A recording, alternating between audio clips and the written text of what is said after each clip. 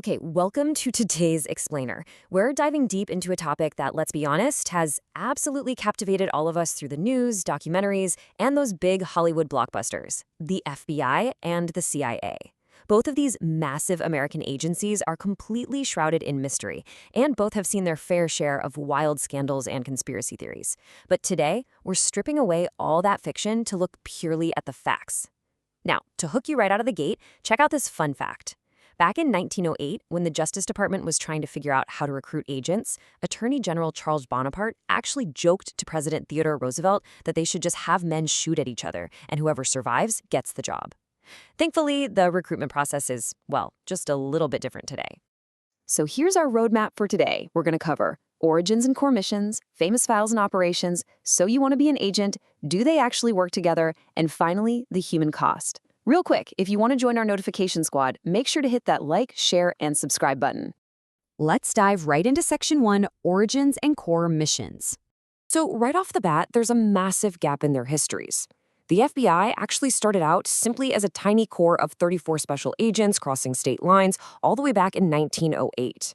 It officially became the Federal Bureau of Investigation in 1935, right when prohibition and hunting down notorious mobsters became its main reason for existing. Now, the CIA, on the other hand, was born almost 40 years later. It was created on July 26, 1947, when President Harry S. Truman signed the National Security Act, and that was heavily spurred by the major intelligence failures surrounding the attack on Pearl Harbor. Now, what's really interesting here is how clearly they divide their turf. Think of the FBI primarily as a domestic crime-busting force. And contrary to popular belief, they don't just swoop in and shoo local police aside. They actually work hand-in-hand with state and local officers to enforce federal law. The CIA, however, is laser-focused on national security way beyond U.S. borders. They deal in international espionage and, frankly, the manipulation of foreign governments, all in the interest of American security. To really understand the CIA, you've got to wrap your head around espionage. While the FBI, historically under J. Edgar Hoover, was busy chasing mobsters or investigating political radicals and communist sympathizers during the Great Depression, the CIA focuses entirely outward. Their main targets are global threats. We're talking terrorism, weapons of mass destruction, spying on political upheavals around the world, and more recently, cyber intelligence. The CIA explicitly states they do not monitor U.S. citizens, unless there's a specific reason to believe they're wrapped up in international terrorism or espionage. Moving right along to Section 2, Famous Files and Operations. Let's take a look at the historical footprint each agency has left behind. The FBI's jurisdiction is, well, it's incredibly broad.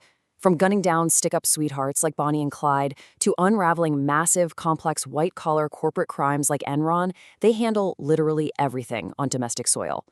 Their historical case files are practically a timeline of modern American history. They include investigating the assassination of JFK, the tragic murder of 3 civil rights workers in Mississippi, the massive political scandal of Watergate, and of course, the devastating attacks of 9/11. Now, contrast that domestic law enforcement with the CIA's incredibly secretive and often highly controversial international operations.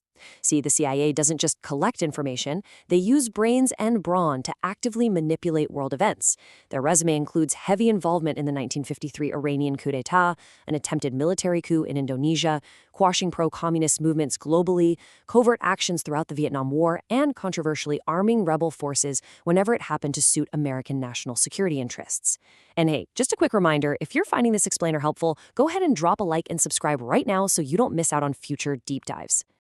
Okay, Section 3. So you want to be an agent.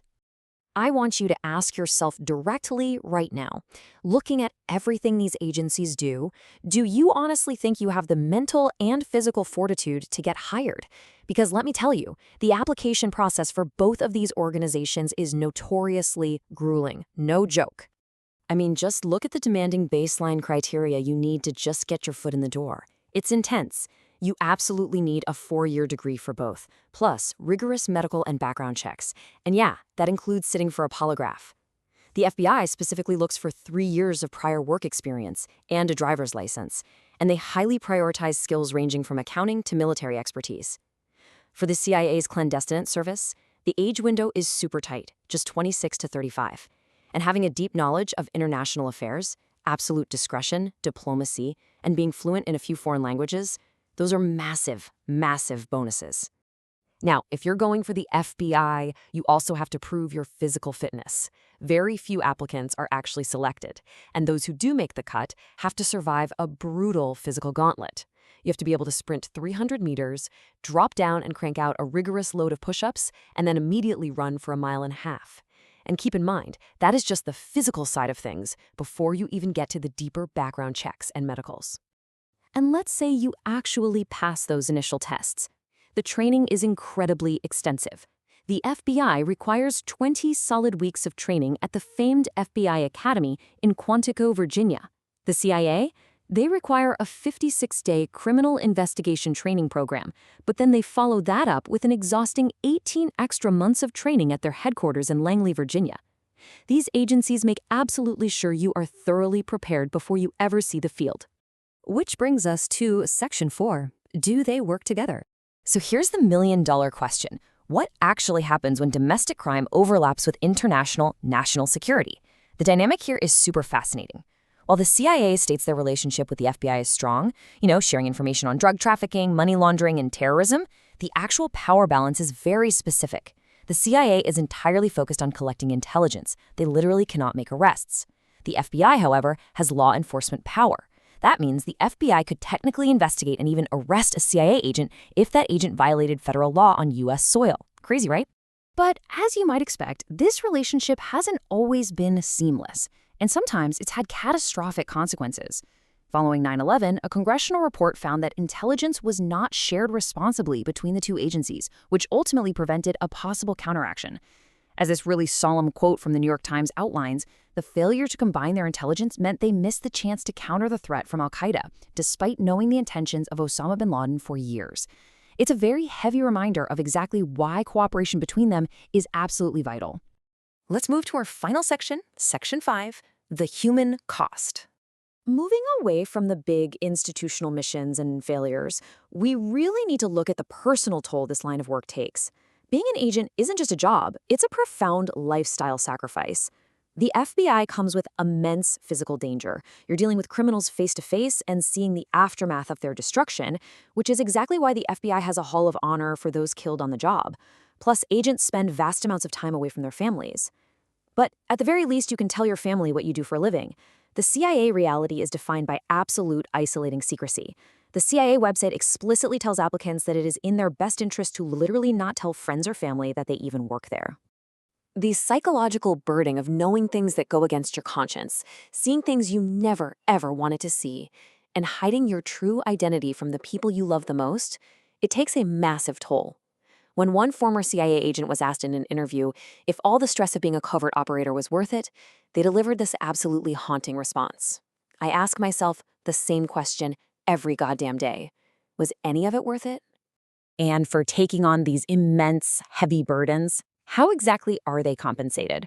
Well, it varies widely depending on your specific role. But generally speaking, a new FBI agent might start at around $47,000, eventually scaling up to over $130,000 for senior agents. The CIA tends to start a little bit higher, with special investigators seeing starting estimates around $74,000, and that scales up to over $137,000. So this leaves us with a final provocative thought to ponder. We've seen the very real physical dangers of chasing down domestic criminals with the FBI, and the heavy, incredibly isolating psychological toll of global espionage with the CIA. With completely different missions but shared enemies, which agency's secrets would you rather keep? Think about that and let us know your thoughts. Thank you so much for joining me for today's Explainer. If you learned something new today and want to continue demystifying complex topics with us, please hit that subscribe button, leave a like, and share this with your friends to officially join the notification squad. See you next time.